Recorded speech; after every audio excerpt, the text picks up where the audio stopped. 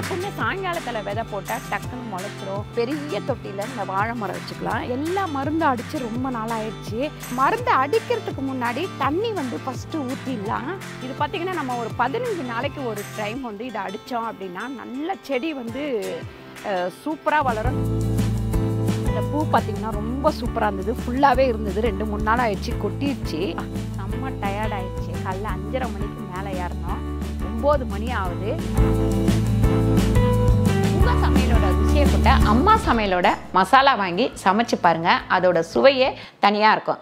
நம்மளோட website link வந்து கீழே கொடுக்குறேன். வெப்சைட்டில் நீங்கள் ஆர்டர் போட்டுக்கலாம். நம்மக்கிட்ட மசாலா, வத்தல், வடகம், ஊறுகாய், முறுக்கு மாவு, அதிர்ச மாவு, சீடை மாவு, இந்த மாதிரி எல்லா வகையான மாவு வகைகளும் நம்மக்கிட்ட கிடைக்கும். வணக்கம், நான் உங்கள் அம்மா வீட்டு சமையல் மீனாட்சி. ஆல்ரெடி க்ளீன் பண்ண வீடியோ எல்லாமே பார்த்துருப்பீங்க. நம்ம வந்து இன்றைக்கி வந்து நம்ம பஞ்சகாவியமும் அதுக்கப்புறம் பார்த்திங்கன்னா வேப்பெண்ணையும் கலந்து ரூட்டுக்கும் மேலேயும் வந்து நம்ம அடிச்சிடலாம். அடிச்சுட்டு இன்றைக்கி சாயங்காலம் விதை போடலாம். எப்போவுமே சாயங்காலத்தில் விதை போட்டால் டக்குன்னு முளைச்சிரும், நல்லா தரமாகவும் முளைக்கும் அப்படின்னு சொல்லிட்டு சொன்னாங்க. அதனால் இன்றைக்கி இந்த தடவை வந்து நம்ம சாயங்காலத்தில் போடலாம் அப்படின்ட்டு இருக்கிறேன்.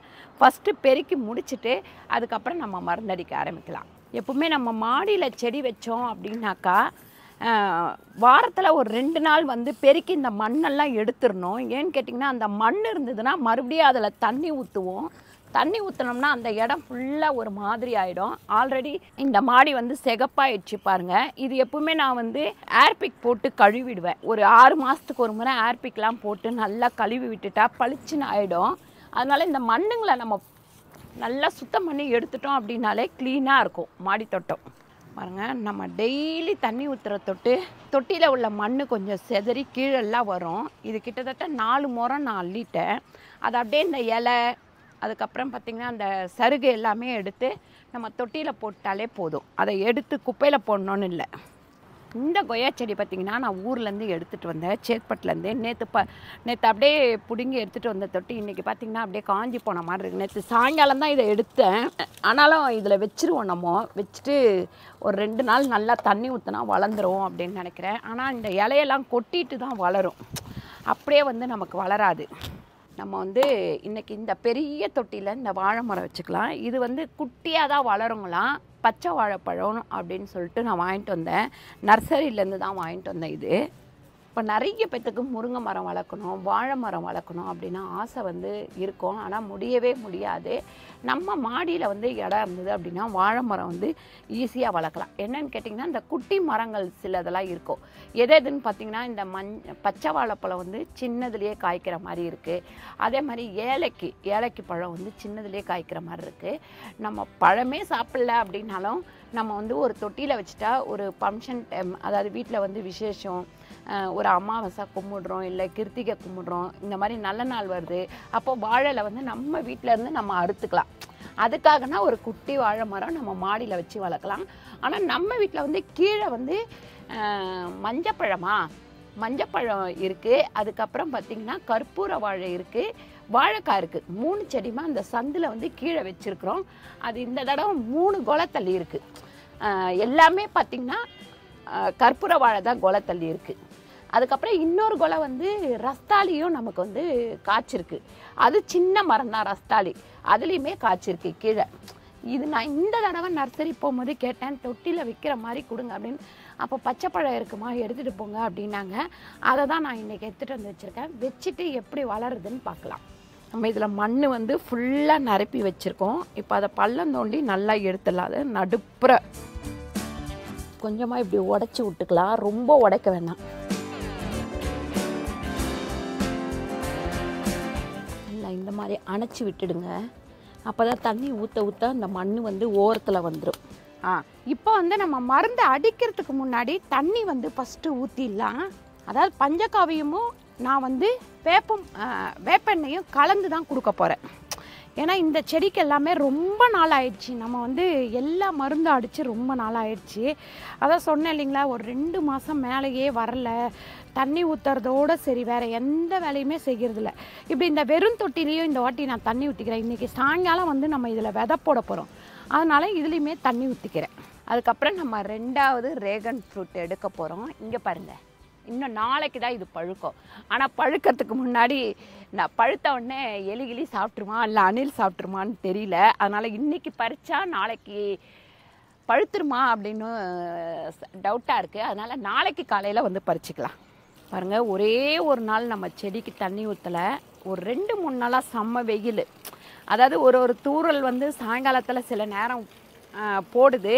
அப்போ கூட வந்து பார்த்திங்கன்னா தண்ணி பத்தலை. சரி, இன்றைக்கி மழை பெய்யும் அப்படின்றதுனால ஒரு 2 நாளாக விட்டுட்டோம். விட்ட தொட்டு டக்குன்னு காஞ்சி போயிடுச்சு பாருங்கள். ஆனால் இன்றைக்கி சாயங்காலம் இந்த செடி வந்து நல்லா பச்சை பச்சைன்னு ஆகிடும். ஏன்னா செடி இப்போ காலையிலேயே தண்ணி ஊற்றுறோம் இல்லைங்களா, அதனால் சாயங்காலம் நல்லா ஆகிடும். இந்த பஞ்சகாவியம் பார்த்திங்கன்னா 1/4 மக்கு இதில் ஊற்றிருக்கேன். ஒரு பக்கெட்டுக்கு நான் 1/4 மக்கு ஊற்றிருக்கேன். அதே மாதிரி வேப்பெண்ணெய் வந்து இப்படி கலந்துருங்க.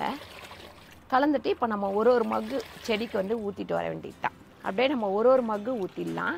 நான் ஏன் வேப்பெண்ணையும் கலந்து ஊற்றுறேன் அப்படின்னு பார்த்திங்கன்னா, ஆல்ரெடி வந்து நம்ம இந்த செடியில் வந்து கொஞ்சம் எறும்பு வேறு இருக்குது. அந்த எறும்பெல்லாம் வந்து சரியாகிறதுக்காக நான் வந்து இந்த வேப்பெண்ணையும் கலந்து ஊற்றுறேன். இல்லைன்னா வெறும் பஞ்சகாவியம் மட்டும்தான் ஊற்றுவேன். 1 மக்கு அளவு ஊற்றிக்கங்க. ஒரு தொட்டிக்கு 1 மக்கு கணக்கு பண்ணி ஊற்றிக்கங்க.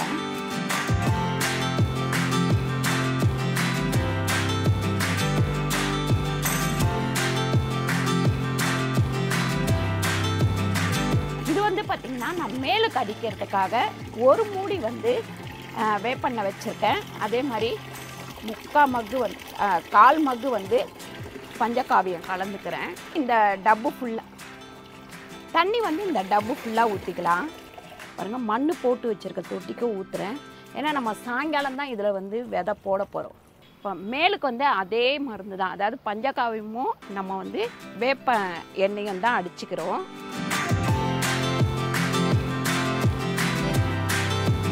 பார்த்திங்கன்னா நம்ம ஒரு 15 நாளைக்கு ஒரு டைம் வந்து இதை அடித்தோம் அப்படின்னா நல்ல செடி வந்து சூப்பராக வளரும். நல்ல அடர்த்தியாகவும், அது இல்லாமல் நமக்கு வந்து அந்த பச்சை வந்து கரெக்டாக இருக்கும், பச்சை பச்சைன்னு இருக்கும்.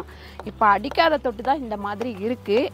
அடிச்சுட்டு 1 வாரம் கழித்து நான் செடி காமிக்கிறேன் பாருங்கள் எப்படி இருக்குது அப்படின்னு சொல்லிட்டு.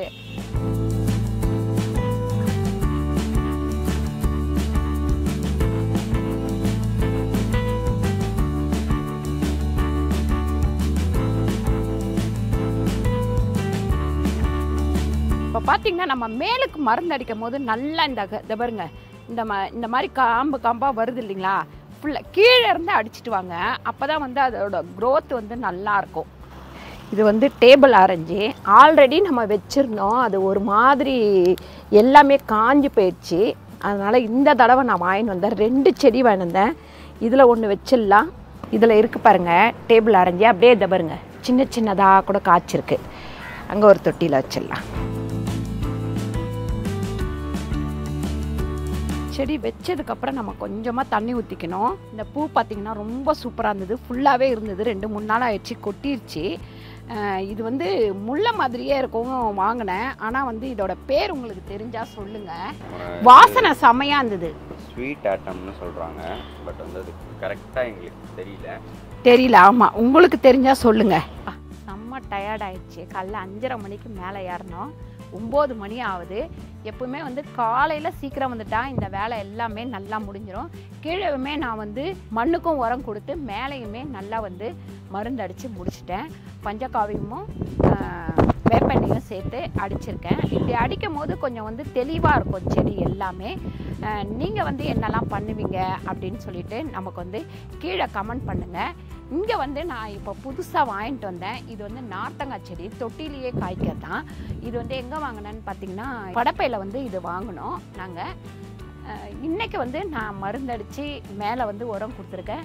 எப்படி இருக்குது அப்படின்னு சொல்லிட்டு ஒரு 10 நாள் கழித்து நான் இந்த செடிங்களை எல்லாத்தையுமே காமிக்கிறேன். நான் செடிங்க எல்லாத்தையுமே காமிக்கிறேன் எப்படி இருக்குன்னு. இன்றைக்கி சாயங்காலம் வந்து நம்மக்கிட்ட இருக்கிற விதையை போட்டுட்டோம் அப்படின்னா வளர்ந்துடும் அது. அதுக்கப்புறம் ஒரு 10 நாள் கழித்து நம்ம மாடி தோட்டத்தை காமிக்கிறேன். இன்றைக்கி செஞ்ச வேலை உங்களுக்கு எப்படி இருக்குது அப்படின்னு சொல்லிட்டு கீழே வந்து கமெண்ட் பண்ணுங்கள். இந்த வீடியோ உங்களுக்கு பிடிச்சிருந்தா லைக் பண்ணுங்கள், ஷேர் பண்ணுங்கள், சப்ஸ்கிரைப் பண்ணுங்கள், ஃபேஸ்புக்கில் ஷேர் பண்ணுங்கள், மறக்காமல் கமெண்ட் பண்ணுங்கள். நன்றி, வணக்கம்.